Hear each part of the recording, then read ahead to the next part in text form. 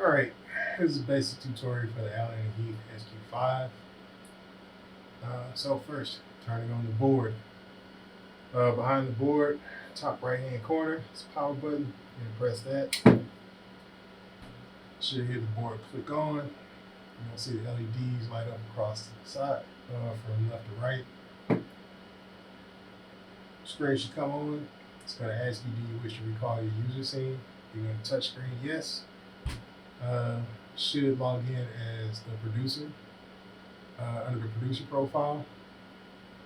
All right. So if you want to see any mic or mix, you're going to press the select button for it. All right. So first mic is labeled mic 25. You have your basic processing. Right. It's going to show your gain. All right, so to adjust gain, you're going to go to the preamp/gain toggle. So you can turn it up and down there. All right, you have your high pass filter frequency, gate threshold, compensator threshold, and you also have your pan knob there. You want to go more in depth, you can click on the graphical interface and it's going to bring up your equalizer. All right, so on this side you have your highs, high mids, low mids, and low frequencies. All right, so if I click high frequency, this will adjust the width of the frequency. This will select the frequency, and this will choose gain for the frequency. All right, so gain, where on the spectrum the frequency comes in, and then the width of it. It'll do the same thing for your high mids.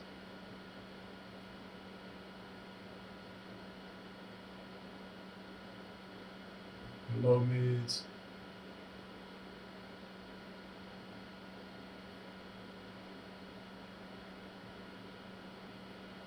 And your lows.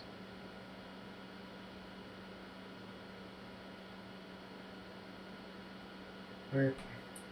Now, you also have copy, paste, and reset over here. So if I want to reset it, I'm going to hold down reset and then hit select. It'll reset it to default. Now let's say mic 26 has the settings that we're looking for. So if I want to copy those, I hold down copy, hit select, just copy those settings. Go over to mic 25, hold down paste, and select. It copies those settings over to mic 25. All right, so we're going to reset that again. So reset, press it back to default. All right. Now, from that point on, you have your mute here. PAFL, which basically solos that channel. Then you have your channel rocker, right? And that adjusts volume to our master mix. Master mix is over here. It's LR, right? So that's what we're in right now. There are also different layers. So right now we have mic 25, we have mic 32. We have 2 returns. Laptop is our HDMI input here. Pro 2 is the Pro Presenter computer audio for that. Then you have callers 1, 2, and 3, which are routed. Volume is through here, and then our listen input is back to the speakers in studio. This does not go to the recording. It is literally just a volume rocker to control volume inside the controller, right? And then you have your master volume. Over here, you have different mixes. So mix 1, 2, and 3 are actually caller 1, 2, and 3, so that you can route different audio to it. You route audio to it just like a mix. So if I want to be able to hear mic 25 on it, I'm going to turn up mic 25 on that mix for that caller. Same thing for caller 2, same thing for caller 3. Right? So we also have speakers in the studios.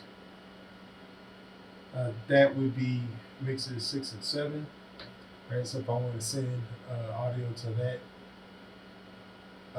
to the studio speaker, then I would click on 6, route whatever I want to send to that speaker, and then there's an audio or audio monitor 2, which is labeled Mon 2 on here.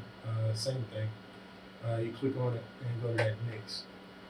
Right, so we're gonna go back to our master mix. This board allows you to have layers. So you have your standard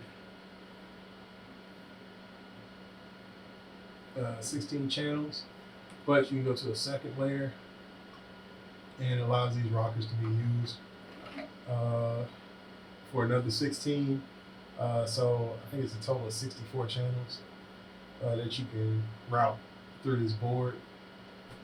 You have 16 physical outputs, and then there's virtual mixes that you can, or virtual channels that you can use. So you have SC3. SC3 is the 3.5 millimeter or an 1/8 inch stereo input. So in case you want to route audio from like a phone or audio from a second computer or whatever, you can plug it into SC3. This will be the rocker for it. USB, you can route volume for it. These are your effects returns. These are caller 1, 2, and 3 mix minuses, and then these will be for your monitor. This is basically master volumes for these. So when you want to route stuff to it, you would go to the actual mix itself. Once you're out of that mix, you can go back to your left, right, or main mix. Go to layer B, and this will control master volume for it for that mix. Right, so you don't have to go back to the mix just to turn down the volume. You can literally just go to layer B and pull those down or mute them if you choose to do so. Right, same thing for your monitors. Monitor 1 would be your studio speakers. Monitor 2 would be for that second audio monitor output. It just makes it a little bit simpler, gives you a little easier time without having to jump between mixes. The mix master volume is just routed to your layer B. And your listen is on every level. Doesn't matter which level, you'll always have your listen available. Just so you can always turn down the volume inside the studio. Now your listen is a copy of exactly what's being sent to the recorder. So it's always going to have all inputs routed to it, so you'll be able to hear everything. You don't isolate anything on your listen. It's whatever you're sending out. And that's pretty much it for the basics. The board is fairly locked down. So like if I go to I/O and I want to reroute stuff, user permission is not going to allow you to do it. This is just so that there's consistency of use. And so that if something isn't working, we know we have a good idea of where it went wrong because we have everything else locked down. But your processing and your routing should show you everything that you need for particular inputs on the Allen Heath SQ7. It's a pretty simple board to use once you know where everything is, and it should pretty much lay out for you where everything is.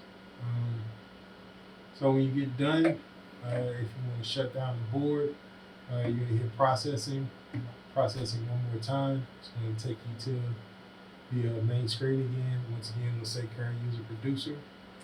You can't really change the user because the other users are password protected. So I wouldn't worry about that. So when you're ready to shut down, you go to touchscreen shutdown. It's going to say shut down the desk. Continue. You're going to hit yes. It's going to say shutting down. It's now safe to turn off your SQ5. reach back around, upper right hand side, find that power button, click it, turn it off. You should be good to go from that point on. So that's the basics of the Allen & Heath SQ5. And yeah, enjoy making your show.